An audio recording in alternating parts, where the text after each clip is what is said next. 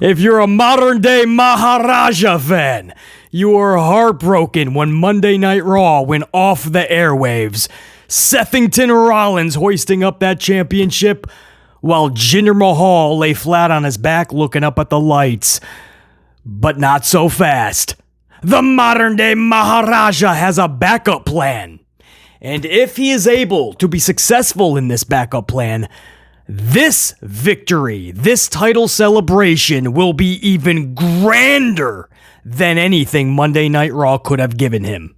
And I know there are millions and millions of Jinder Mahal fans just waiting patiently for Mahal to once again hoist up WWE World Title gold. With Jinder's backup plan, it might be possible. We'll talk all about it in this upload. Also, Alexa Bliss shocks the world. Or did she? We'll talk about it in this upload. John Cena making huge Super Bowl moves with a certain individual, which BC can't help but think is VKM, Vincent Kennedy McMahon, going to have to teach this dude how to do that project just like he had to teach him to do the WrestleMania 36 spot. If you know, you know. We'll talk all about it in this upload. John Cena's new project, and if Vincent Kennedy needs to get involved. We're also going to talk Sasha Banks and Bayley reuniting in TNA. Why it all raises so many interesting scenarios, but one grander than any other, and it's TNA's current Knockouts champion that was in the middle of Sasha and Bayley. We'll talk all about it in this upload. Also, the latest on Sethington Rollins and his injury, and unfortunately, it is not good. We'll talk about it. Paul Levesque McMahon sent a message just minutes ago to the talent and crew of WWE after this week's huge issues, problems, and troubles within the company. We'll talk all about Levesque McMahon's statement and the troubles that WWE's talent and crew and everybody had. All of this and my Green Bay Packers. The rating is in for this week's Packers-Cowboys game. In case anybody's interested, I'm going to show you how ratings are done. You ain't going to believe what that game pulled. And when we talk Monday Night Raw pulling in a 1.4, I want you guys to think about ratings from here on out. I know, BC, nothing can beat football. It ain't even about that anymore. Wait till you hear the number. So anyway, there's a lot to talk about. There's no time to waste. Let's get right into it. I say we start with Jinder Mahal's backup plan. Why not? I was going to save it to last, but I'm looking over the notes. I'm looking over the headers, and I'm thinking, you know what? Let's go big right from the jump. Jinder Mahal lost his title match on Monday night. Now, most wrestling fans absolutely heartbroken. I know, right? Mahal is clearly one of the biggest wrestling superstars on the planet. Jinder Mahal, the merchandise, he's usually top seller in the merchandise. He's a bona fide superstar. Hollywood wants him in all their movies, but unfortunately he just won't do them, so they have to go with the second fiddle, which is The Rock, Dwayne Johnson. But anyway, you guys know how big Jinder Mahal is in the business.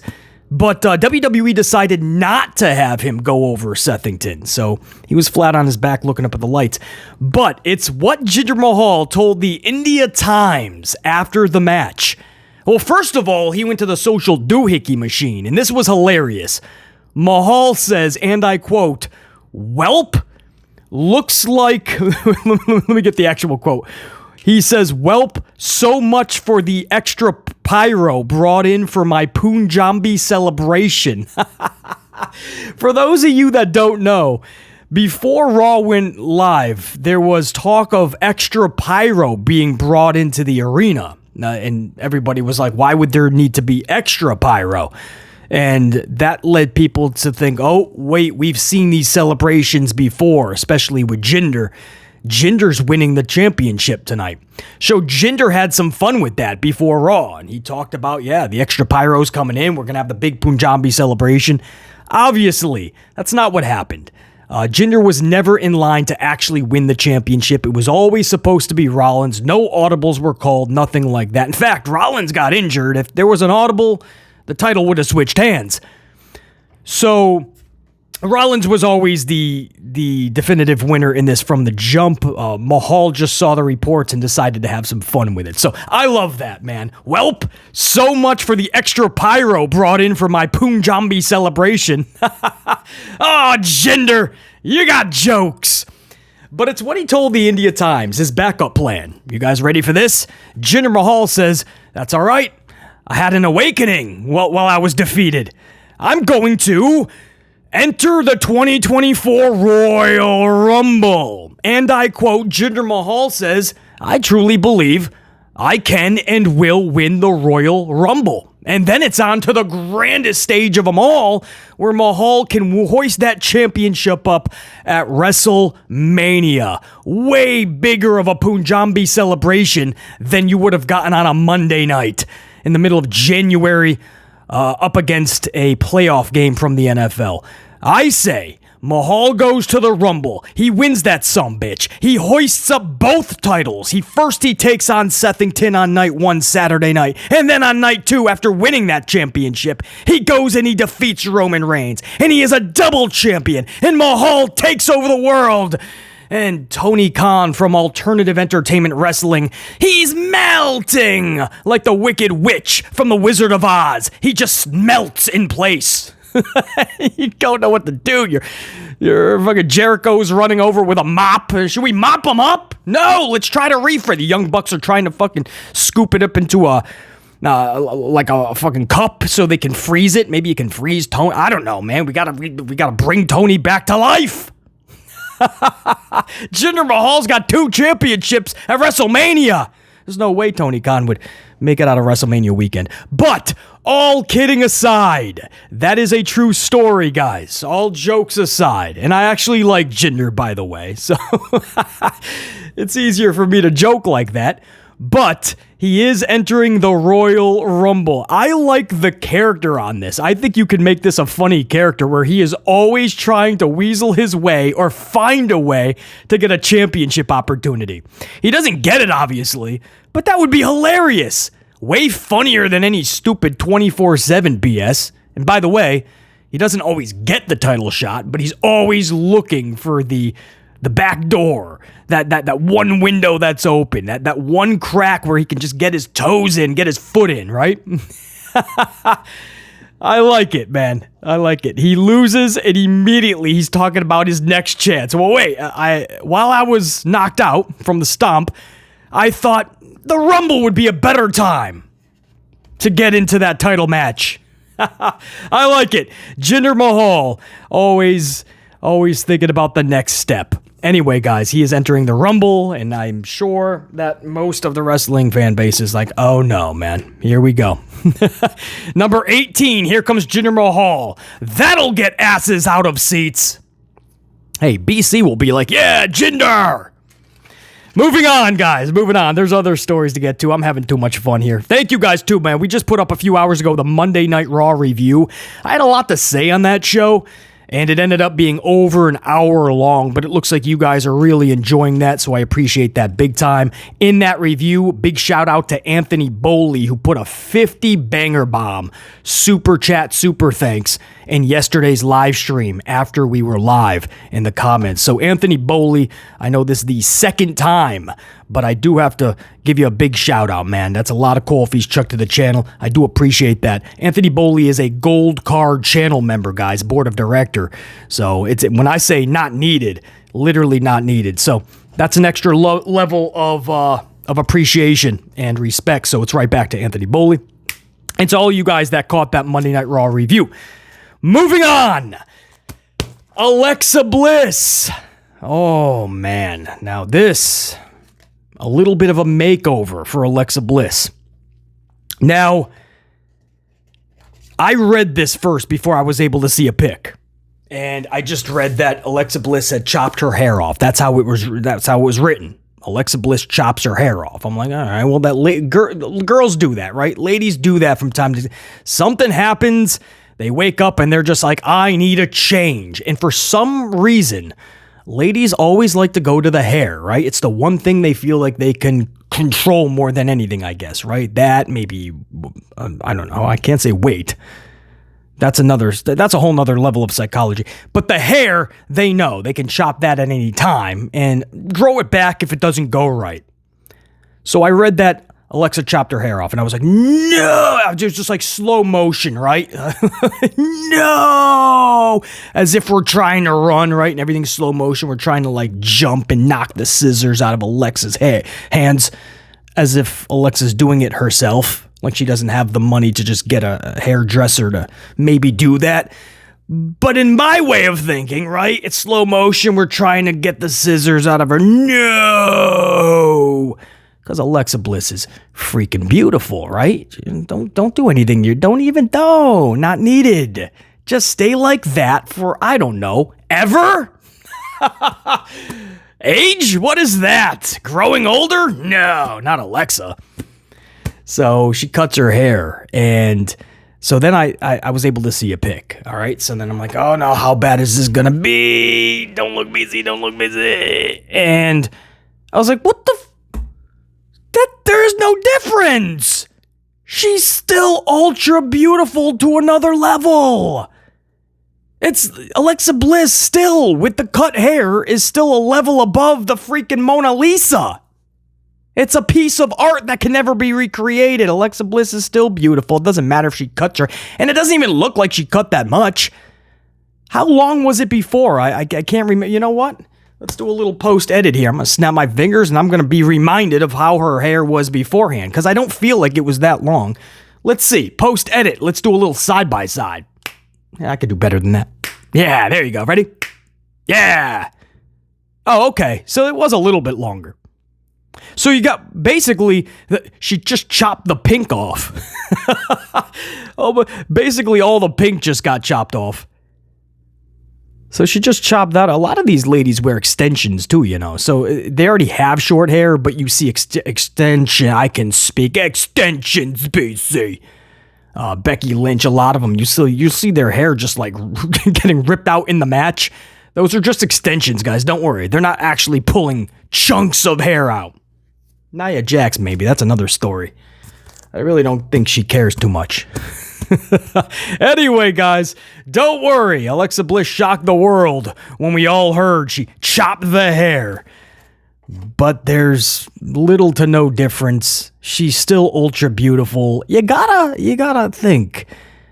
Is Alexa Bliss ready to come back sooner rather than later? She just had her kid about a month or two ago. But sometimes these ladies come right back. Becky Lynch knew. You hear her in interviews, she knew she just wanted to get back. So happy, she has the kid, she has the family, loving, loves the kid, but just knew she had to come back. Right? Whereas Trish Stratus was just like, I want to play mom for a while. You know, they're all kind of different in that aspect. I think Carmella wants to take a little bit more time, I think is what she said. Alexa didn't really open up too much on it. But she never debunks any word when it's like, oh, Alexa could come back here or there, and Alexa just kind of like feeds into it a little bit. So it'll be interesting to see when Alexa returns. A lot of people are thinking Royal Rumble surprise, even if she's not going to stick around afterwards like that much. A big surprise. Well, is she in ring shape? You know what I mean? Just having the kid. And if you're just going to come back for one event, again, looking at the photo, I mean, she is immaculate still. You know, you ever see like AJ Lee? AJ Lee to this day has remained in ring shape. She's in better shape than most of the wrestlers today in any of these locker rooms. She's got like a 6-pack abs. She's all muscle. She's never gotten out of shape. She could come back today and probably beat 99.99% of that roster, man. And maybe some of the dudes too. Anyway. I told you, we're having fun in this one. Where else do you guys want to go? Oh, let's go this way, man. John Cena. John Cena is going to have a huge Super Bowl. He is in a massive Super Bowl production. I think it's FanDuel, guys. I want to say FanDuel. But it's one of the, if not FanDuel, it's one of those like same type of scenario things, the betting sites.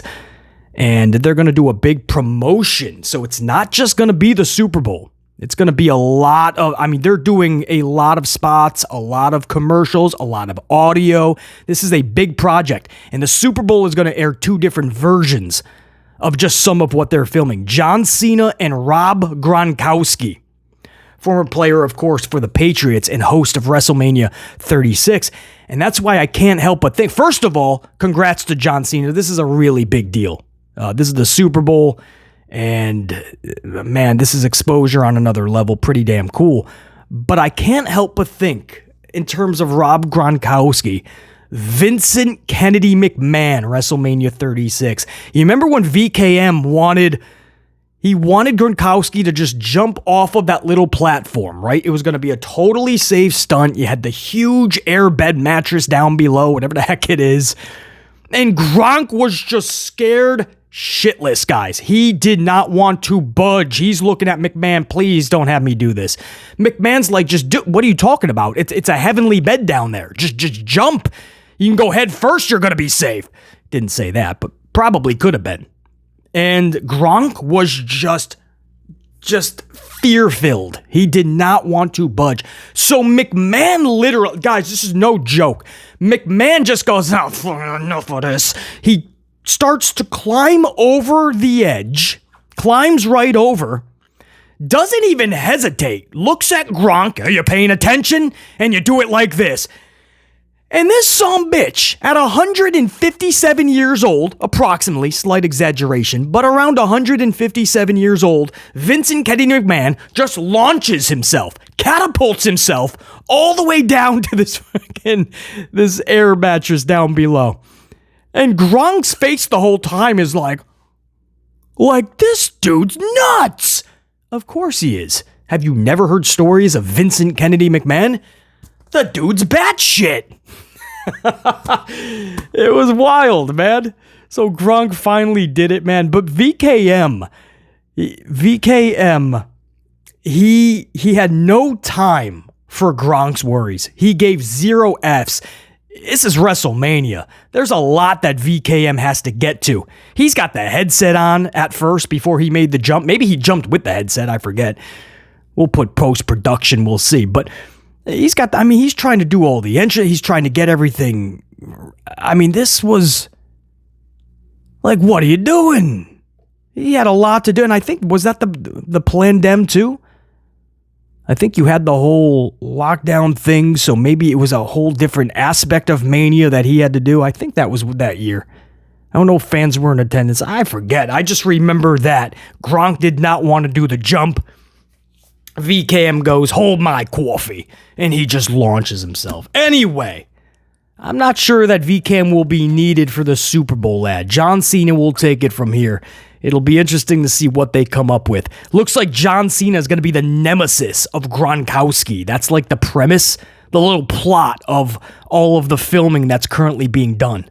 So we'll see come Super Bowl. And on the social doohickey machine, because there's going to be a lot of projects. This is going to be a whole kind of onslaught from, I believe it's FanDuel.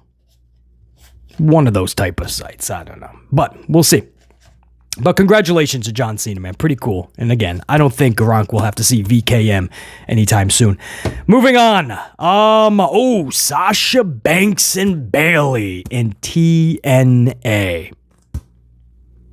Sort of. So, TNA had their Hard to Kill pay-per-view event recently. And Trinity Fatu was taking on one of my favorites. One of my favorites is Trinity, and the other, of course, is Jordynne Grace. I say the other like I only have 2 favorites. 2 of many. But Jordynne Grace, I've always her look, the presence that she has, the commitment to that gym. You truly believe she walks into the place, as tiny as she is, you truly believe she can take out at least 75-80% of your roster up front. And Jordynne Grace was taking on Trinity Fatu. That's a match. And of course, Trinity's good friends, one of her best, Sasha Banks, Mercedes Moné. And of course, Bayley, who's the best friend of Mercedes, Sasha Banks. They were both in attendance for TNA Hard to Kill, watching as Trinity Fought 2 lost, not just the match, but her Knockouts champion to the new Knockouts champion, Jordynne Grace. Congratulations to Jordynne, first of all. Massive W. But it's what happened afterwards, man. And you have Jordynne. There's a photo of Jordynne in between Bayley and Sasha Banks, Mercedes Moné. And she's talking about like just women supporting women. And Trinity may have lost the championship, but there's no losing when you have friends like that in your corner. Something like that. It was a good, heartfelt message, actually, showing the ultimate respect to Trinity, Sasha, and Bayley. But just to see that TNA champion, that new knockout champion, Jordynne Grace, in between Bayley and it got me thinking, man, this is long overdue. And I know TNA would love to keep her for as long as they can, but I really do hope that Jordynne one day soon gets to get onto that big stage. Jordynne Grace is too damn good to be going this damn long in the game and not be on the grandest of stages. I really do hope that one day soon she is able to perform on Monday nights or Friday nights in front of the largest audience imaginable for professional wrestling. She deserves that. And I don't use that word often, deserves. But Jordynne Grace, man, seeing her with Bayley and Mercedes, Sasha, and just knowing what they've already accomplished and making a name for themselves. And then you have Jordynne, who's been doing this for years as well. And there's so many fans that don't know about her, don't watch TNA, just don't know much about her. And it's a shame, because she's really good. So it raises a lot of scenarios seeing those three ladies together. Everybody's making a big deal out of Bayley and Sasha, Mercedes being at TNA to support Trinity. My thing is seeing Jordynne with them. Yeah, sir, sometimes you got that visual and you can automatically sense if someone belongs. Jordynne belongs on a much bigger stage. And again, kudos to TNA for treating her like the star that she is. But one day, before it's all said and done, I hope she makes the jump. I hope I hope Paul Levesque McMahon sees the value that most of us see. Pretty badass. Also, Seth Rollins. This is kind of, this is going to suck ultimately if it's the news we think. And I don't even want to go there. But he was injured in the match on Monday night. It was pretty clear that was not just a work, right? I mean, the way when he was injured, it wouldn't be for the casual fan to even realize it. And that would be the whole reason for the work, right? Now you can sell the leg injury, and that's why Jinder has the upper hand. But it was off a springboard moonsault combination, right? He springboards on the west side of the ring, and then he moonsaults on the east side of the ring. But it's all in one continuous sequence. But it looked like he was injured on the initial springboard because he was slow to get up onto the second rope for his moonsault. And then it just looked like he landed on it because he was already kind of awkwardly, gingerly leaping off the second rope with it, if that makes sense. And then everything else afterwards just looked like it was brutal. I mean, just doing a pedigree, the stomp, he had to pretty much fall on his ass at the finish of the match. It was clear something was wrong. And then he talks to the referee afterwards. The ref's like, get up, look at the hard cam. He's like, I can't, motherfucker. So unfortunately, it did look, as I covered on the Raw review, you guys know I talked much more in depth about how I felt when it was live and how I was viewing it. Catch the review that I put up a few hours ago. Talk all about it. But it does look indeed like that was a legit injury, and the latest word we're getting is he's going in for an MRI to see exactly what is up. That's never good, right? You want somebody right there, a trainer or a PT, somebody to be able to tell you, no, that's most like that's just a sprain. That's just a slight twist of this. All you got to do, ice this, and you should be fine. I don't think you need to go in for anything, right? That's all you're hoping for, just a tweak. But when you have to go for these type of things, that's usually at the recommendation of those PTs, those trainers, the initial doctors there in attendance. Yeah, that's not good. I can't tell you that's just a little sprain. We have to go in and scan that. That's not good, obviously. And if this dude is out with any MCL, ACL, meniscus, if this dude's out for that, check you. Just like Charlie Flair, gone. Charlie Flair's trying to at least get into the ring for Mania. She's trying to do an Aaron Rodgers Hail Mary recovery. But all power to her, but she won't be having a match for sure. She might get in the ring, hit somebody with a crutch, maybe. But she's not having a match. No way. And Seth Rollins, no way. His WrestleMania, first of all, the title is vacant. That'll have to be up for grabs at Mania. We will not get Punk and Rollins, unfortunately. A new champion will be crowned, most likely Punk. Punk is facing Cody face-to-face, not in a match. They're going face-to-face on Monday. Imagine if you had Cody Rhodes versus CM Punk for the vacant championship. How funny would that be? Man, that would just change everything. That's one of the perceivable main events. Probably the night one, Saturday night main event. CM Punk, Seth Rollins. I mean, that would change everything. Of course, his health is first and foremost before we talk wrestling booking.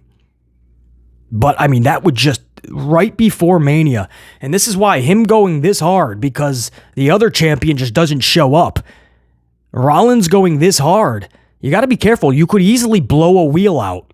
We're seeing it more and more with athletes, especially in the pro wrestling world. We're seeing people just get injured left and right with the craziest of injuries.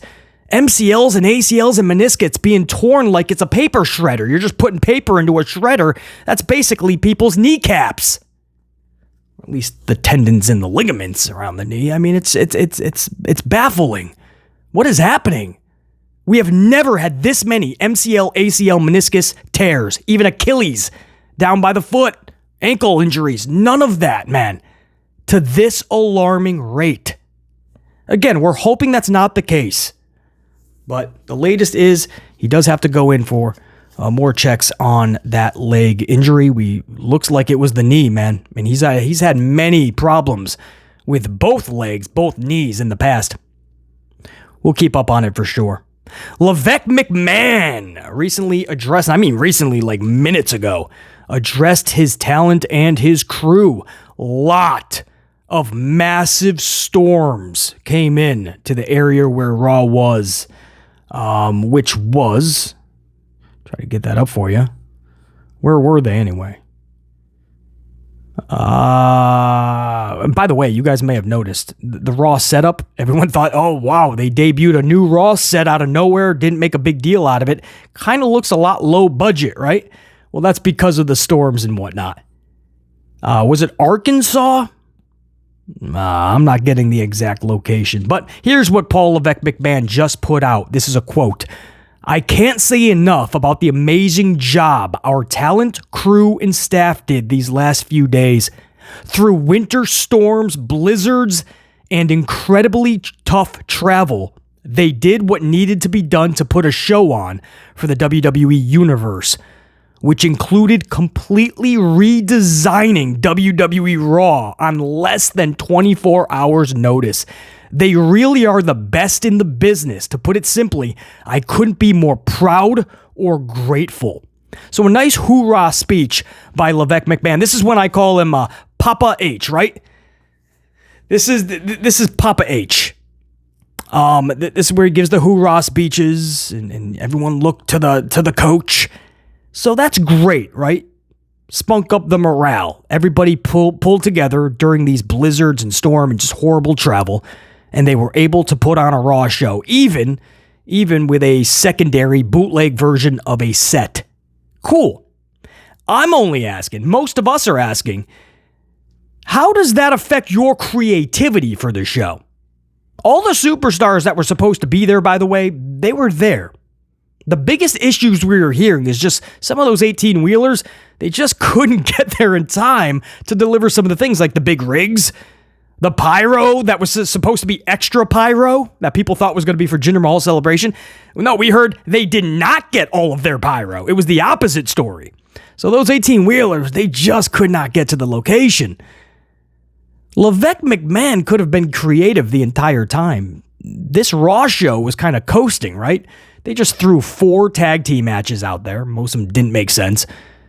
and a Tozawa singles match, and then they just laid on the Seth Rollins Jinder Mahal main event. I mean, Paul Levesque, the blizzard isn't going to affect your creativity. The wrestlers were there from what we're hearing by 3 o'clock. You could get creative with a Post-it note and your crayons in about 20 minutes. No excuses, HHH. But no, that is a nice speech, though, man. I'm sure everybody did bust their ass to make sure that went off. It's nice to know that, you get a little bit of love, right? Raise the morale a little bit instead of talking about other companies' like championship matches. Hey, speaking of, you see how salty Meltzy boy is, man. Meltzy is salty. He's not happy. He was talking about the Jinder Mahal match, I guess. I mean, I read it. I'm guessing it's like I don't know if it was audio, but I read a quote from Meltzy, and he was like, they didn't trust, they meaning WWE, they didn't trust Mahal with the match, so they had all the bells and whistles. Now, as I said in my review, I used the exact term, I believe, the bells and whistles. There's nothing wrong with that. It made it fun. These same people complain that Jinder Mahal puts them to sleep. Jinder Mahal sucks. I don't want to see Jinder Mahal. He's boring. So they made it fun. It was Indus Sher and Damian Priest at ringside. Relax. They didn't have Shawn Michaels ziplining to the ring. They didn't have Stone Cold Steve Austin hitting the ring with a beer truck or Kurt Angle guzzling down milk in his milk truck. Relax, man. It was Indus Sher and Damian Priest, and Drew came last second to deck Priest, and they battled a little bit. That's it. The match itself, man, people were enjoying it. Everybody was on their feet. It's okay to have bells and whistles. You should. The matches should be fun. Meltzy boy, they did all the bells and whistles because they didn't trust Mahal with the match. Acting like Mahal is just... He just can't wrestle is BS. That is overused malarkey, garbage. If you don't like him, that's totally fine. If you think he sucks, that's your prerogative. If he's boring to you, that's fine. That's your prerogative. It sucks for you. If he puts you to sleep, maybe that's a good thing, right? Especially if you got sleep issues. Put on Jinder Mahal matches. But he's not. He's not just some, just awful wrestler, man. Sergeant Slaughter would get absolutely wrecked in today's wrestling. Sergeant Slaughter just ran through the same exact motions like a Mahal. Sergeant Slaughter was epic. Now, yes, you could say the promos were better, this and that, but I'm saying the wrestling itself. The way that people make it seem is that Mahal just cannot put on a match. Stop. Yes, he most certainly can. When that Colossus was hit, remember everybody used to say the Colossus is one of the worst finishers ever. It just doesn't even look like it would do anything. But when he got hit with that briefcase, and it was right into the lock into the Colossus, everybody was on their feet. Everybody was counting 1, 2, because you literally for a moment thought, Jinder's getting that title.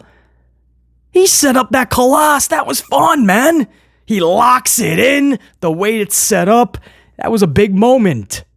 Stop. The fake outrage for Jinder Mahal. That's what's ruining WWE. How dare they put Jinder Mahal on the TV? You're okay with Ninja Tozawa, right? Aerobics Tozawa doing his dance. Come on, everybody. Come on, guys. Come on, everybody. Do the 2-step Tozawa. Come on, man. Hey, BC, this is funny, though, man. It's funny. Tozawa's so funny. He's funny. Hey, BC, he's funny, man.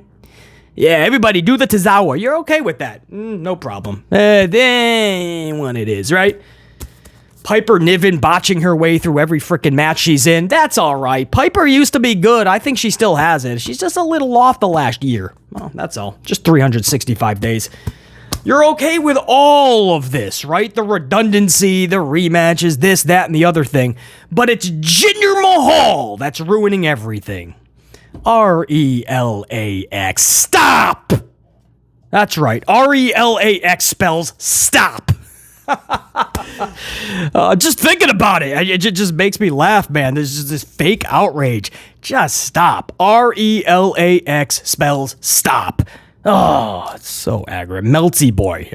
They didn't trust Mahal with the match.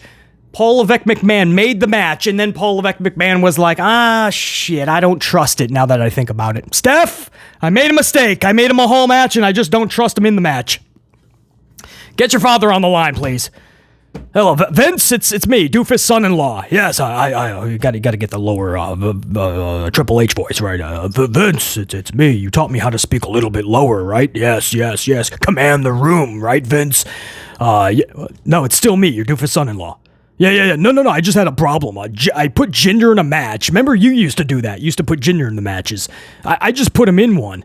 He's going for the title. It's just a match to propel Sethington. That's all. He's just going to be a stepping stone for Seth. But here's the thing. I don't know if I can trust him with the match. That's the problem I have. Well, I made it because I originally thought I could trust him with the match, but then according to Meltzer, I no longer trust him in the match. So, what do you mean? Well, can you get down to... we have a blizzard, but please, fly in. I'm going to need that. Vince? Vince, hello? It's still me, Doofus' son-in-law. Vince, please. He hung up, Steph. Steph? Where the hell did you go, Steph? I doubt very much Levesque McMahon made this match, and then all week he's like, fuck, I don't trust him in this match. This dude's gonna implode. The bells and whistles were to make it fun. Guess what? It was fun for everybody. Now Meltzer and everybody is salty. They're crying because people are actually saying, hey, that was a fun match. That pisses them off. It was supposed to go like this. Hopefully it's boring, because nobody likes Mahal matches anyway, right? That's the word around the campfire. And everybody, when it goes off the air, Seth's going to win, obviously, and everyone's going to go, wow, that was a waste of time, man. That was all for nothing. That was so stupid. That was boring. Damn, that sucked. Frickin' WW. But no, people said, whoa, hey, that was actually fun, man. Damn, I thought for a moment Mahal was winning that title with that Colossus, too. All the extracurricular activity really heightened the match. Pretty good, man. Pretty decent main event, if I'd say. Bare minimum. Yeah, that pisses people off that have a different agenda, right? In certain people or in certain people's pockets, right? Melty Boy has relationships with a lot of people in another company. I'm not going to give you the letters, but let's just say it's alternative entertainment wrestling. Do the math. Till next time, and there will be that next... Oh, hold up. I want to show you guys this, bro. My Green Bay Packers. I always talk ratings. You want to see this? Right? While we're talking about Monday Night Raw's average rating of 1.4, you guys got to see this. The Green Bay Packers and the Dallas Cowboy playoff game, even though it was an absolute rout, as in Green Bay put the wabaka on Dallas, they pulled over 43 million viewers. What? 43 million viewers. What? 43 million viewers. You could keep saying what, it ain't gonna change the number. 43 million. Now I know NFL is king, right? I hear it all the time. BC, NFL is just too big. You're never gonna beat it, man. That's not why I say Raw should be putting its best foot forward and putting its best production on every Monday night, even when it's against Monday Night Football. I'm not asking you to beat them outright. That should always be a goal. But I'm asking you just to produce your best product so you can produce your best possible rating. If you're telling me that a 1.4 average is WWE's best or pro wrestling's best, you're absolutely wrong statistically. I've already broke down the numbers with some smart people that follow numbers, by the way, smarter than BC. We broke it down, and pro wrestling shows in prime time should be getting bare minimum 2.2 million, even in 2024, with the cord cutting, the highlights the next day. Everything put into consideration, streaming services, you name it. Pro wrestling live on cable should still be pulling 2.2. So a 1.4 on a flagship, no, it's not good. At all. That's what I'm saying. I'm not telling you that you should go and just defeat Monday Night Football. No, your first goal should be producing your best possible show. the most intriguing, the most entertaining, the most captivating. And I assure you that 1-4 will bare minimum go to 1-6, 1-7, and you'll at least inch closer to 2 million. Monday Night Football could absolutely still score 20-something million. But you could be doing a lot better and should be doing a lot better than 1-4. And by the way, 20 plus million is their average for Monday Night Football. This was a playoff game, obviously, on a Sunday afternoon. There was a Monday Night Football game this past Monday. Pulled in a massive rating. That's to be expected. And that's just the overnight because of the holiday. That's going to be pushed back on the actual number. But the Packer game was a Sunday game, 40-some-odd million. So that's going to pump it up, obviously. Monday Night Football's average is 20, though, and you can absolutely pull way more than that for the playoffs. Nobody's asking you to touch 20 or 30 million, especially not 40-plus million like Green Bay and Dallas, or asking you to produce your best possible product to at least act like you give a fuck. Like you give a shit about the product you are producing that is, whether you like it or not, going against that competition. Of course you're going to take the whooping, but at least alleviate the whooping. Look at that Packer number. That is Big Daddy Cool Diesel numbers right there. Until next time, and there will be that next time. Top guys, we are out. BC saying check you. Peace.